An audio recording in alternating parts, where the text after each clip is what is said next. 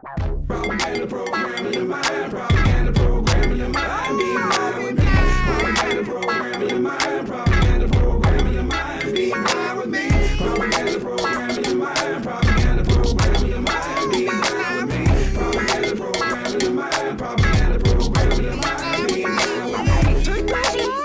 American political propaganda machine, controlling the minds of African beings, controlling what I know by what I hear and what I see. Signed the Civil Rights Bill and told me I was free, and I believe. Bush bombed the towers, then said he was protecting me, and I believe. Voluntarily joined his army to fight for freedom overseas, and I believe. We've been bamboozled, run amok, mentally locked down with mind cuffs, waiting on a cracker to crack the clouds and come lift me up. Patiently I await while I'm stuck, sinking fast in deceitful quicksand, hit with African images of Tarzan. What's good, everybody? It's your brother Mad Black, the most dangerous and the most toxic black man on the internet, and I am black up in your face again with some more pro-black commentary. So before I even get into the video, let me make this confession here, and I've said this on Facebook already, but I'm already tired of this election season. I'm very burnt out by it because we've been just so bombarded with so much nonsense from both the Republican and the Democratic Party about this particular election that I'm already burnt out, like to the point where I just want it to be over with, and I really don't care who gets in there at this point. But it all started with, first they were touting, and the Democrats were acting as if Biden was the pinnacle of health and mental stability, and everything was going to be fine. And then he had that debate with Trump, and he failed so bad that they had to replace him. And they decided to replace him with Kamala Harris, even though Kamala Harris has basically been hidden for the most part during the entire Biden presidency. They decided to roll her back out there and have basically tried to force us, especially black people, tried to force us to support her. And I gotta admit, man, I'm just tired of it. Really am. So in saying that, let me say this. I have a really short fuse, and I'm short of patience for a lot of the glue eaters. And those are the people that they don't comprehend, they don't think. So do not come here to this video talking about, you are just a hidden or a secret Trump supporter or whatever nonsense you guys want to come up with, or make it seem like I'm a shill for the Republicans. I just don't want people to vote Democrat. Don't be dumb, okay? Don't come here with that dumb nonsense, because if you do, I'm just going to take your comment down and block you, all right? Because it's gotten to that point. Because like I said, I have a short fuse for that. I'm not going back and forth with any more of you glue-eating, crayon-chewing morons, all right? So this video, I really wanted to focus on the whole debate about Kamala Harris's race, all right? And I wanted to kind of take a look at this, and from a viewpoint of someone who does not have any type of overarching agenda as to who gets elected. This is basically from the perspective of just a black man looking at all of this stuff fly by every day, or be bombarded with it every day on both mainstream media and social media. So let me start off by saying this. The only reason that Kamala Harris's race is even a discussion is because the Democrats keep pushing that on us. All right, the idea and basically the fantasy that she's a black woman like your mama, and she went to a black HBCU, and she was an AKA, she's part of a black sorority. You need to vote for her, okay, because she's black. And that is the narrative that has been spun, and I really can't even say spun. I would say it's been beating over our heads like a billy club, like over and over again. They're just kind of beating us over the head, or like you remember like those old Looney Tunes cartoons where the characters would hit each other over the head with like a baseball bat or a mallet. That's what it's been like. At least that's what it's felt like to me. Like I've been bludgeoned by the whole idea of Kamala Harris being black, and if I don't submit to that, I get beat even more. you know, so it's this is what we've had to deal with, and like I said, it's from the Democratic liberal side. Like they've pushed it the most. Now the Republicans have jumped on it, no doubt about that. They jumped on it because really within the grassroots, probably I would say right around the time that Kamala Harris was running for president the first time, the whole idea of her identity and her race came up back then, because they were trying to push her on us using the same tactics. I mean, just now they're a little bit more, they're not as nice about it. Like the first time they were a little bit nicer about it. Now it's kind of like, you better vote for her, Negro, or else. We've even been told that by some of these Democratic shills. So, but the whole discussion of her identity was brought up even back then, because the honest truth is, a lot of the times when she was running for Senate, and when she was in the law departments in California, they were touting her as Indian or Asian, right? But no soon as she started getting more national attention, that's when they started pushing the whole black narrative. And there's been so much talk about it nowadays, to the point where it's almost kind of like you're put on, all black people are being put on the spot, whether they be just regular black people on the street or black celebrities or black politicians, to where they always try to trap you in the question of, do you think Kamala Harris is black? And how they do that is how they did it to Janet Jackson not too long ago, where Janet Jackson was just doing an interview about her latest tour, and the lady asked her, like, how do you feel about a black woman possibly going to be the new president of the United States? And Janet Jackson just answered very quickly, I heard that she's not black. And there was so much outrage about that. And the Democrats were doing their typical smear campaigns and attacks on the person just for even saying that has brought up the whole race discussion. And that's why I'm almost started to say, like, it's like a straw man argument at this point, to where we're not even really discussing what policies that Kamala Harris might have, or we're not even talking about anything that she offers to the American people. It's going back and forth as to whether she's black or not, or how to pronounce her first name. Just is nonsensical and inconsequential arguments, things that mean absolutely nothing in the long run.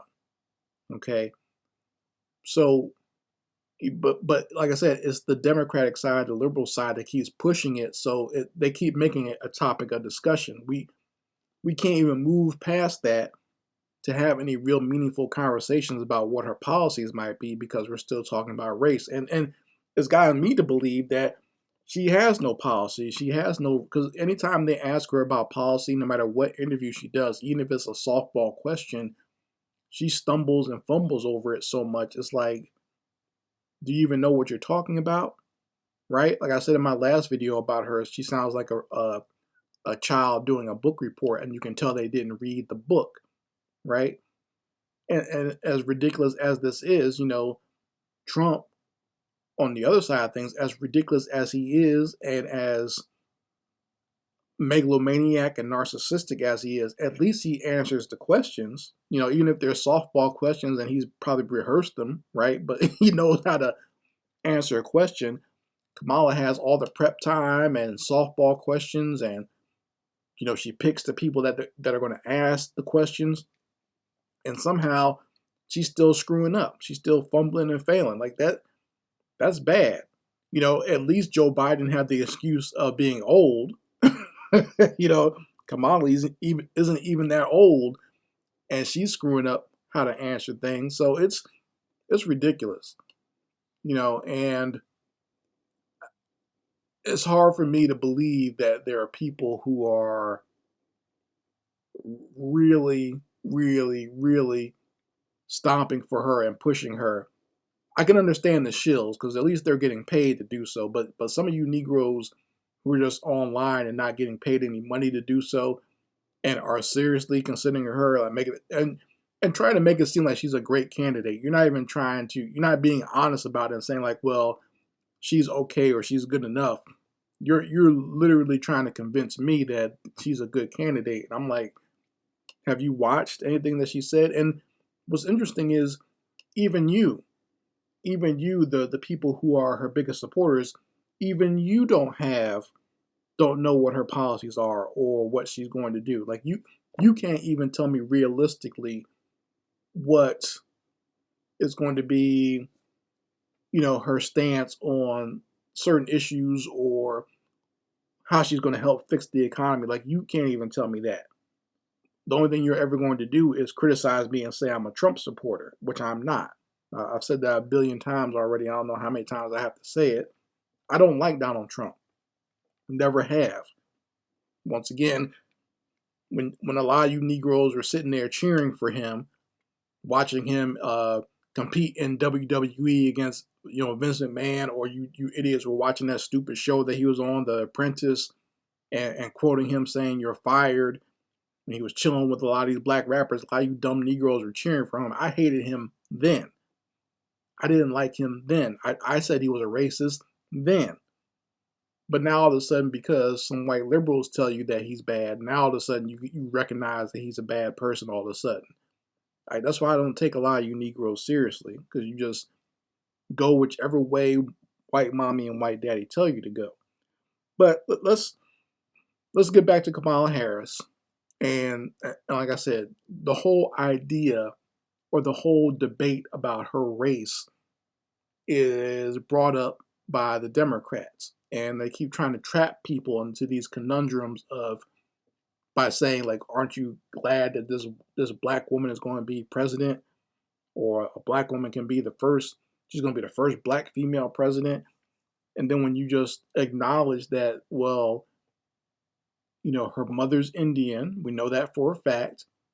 And every time they bring up her dad, they always say, well, he's Jamaican. But I mean, that's insulting to my intelligence when you say that, because now you're saying that a nationality is the same as race, which is not. Being Jamaican doesn't mean that you're automatically black. I lived in South Florida. I've known a bunch of Jamaicans, and they've been of all races.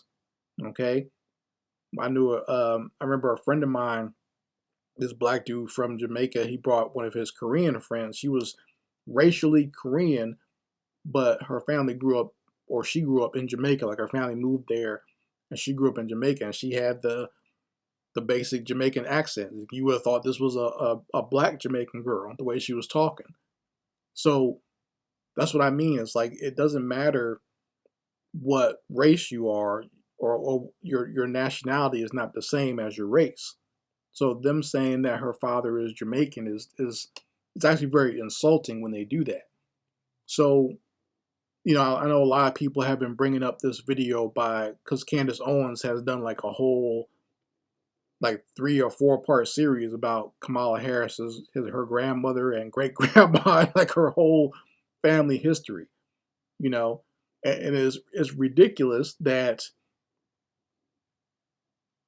this ultra bedwench conservative is the one doing this type of thing, even though most of us have said this before anyway. The grassroots has kind of been on this whole racial identity of Kamala Harris for a long time, but now the conservatives have picked up on it to the point where they got their main coonstress to come out and kick the facts about what race Kamala Harris is, and that in and of itself kind of muddies the waters, because now people are not going to take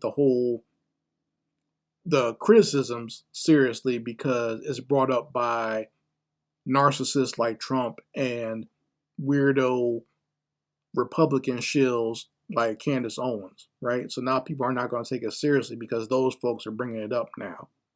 But that's why I said I'm just tired, and it's almost stressed me out to the point where I might just go to the polls in November and vote for Mickey Mouse, because I'm tired of all of them, Democrats and Republicans. They've stressed me the hell out, and it's gotten to the point where I avoid all types of political discussions. I don't want to even talk about it with my family.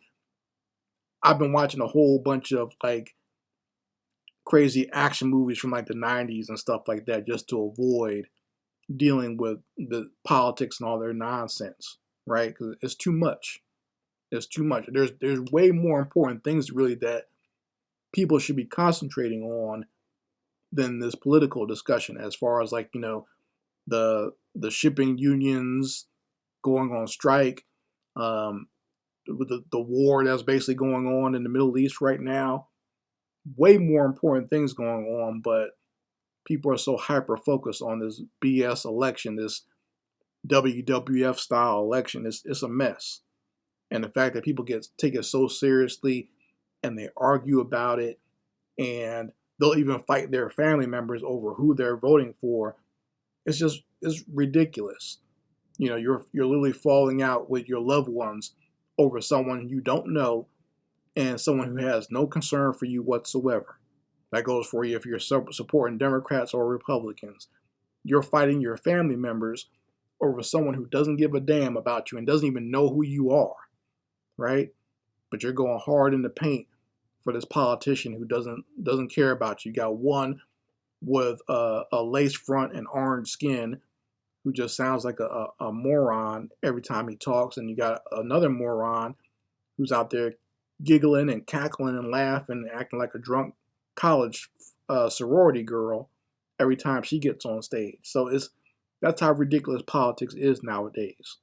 And we're supposed to take these people seriously and actually be enthused or excited about politics. Not me. I'm tired of it. You folks let me know how you feel about it in the comment section. I'd love to hear what you have to say. Anyway, Mad Black, and I will be back with my foot on the devil's back.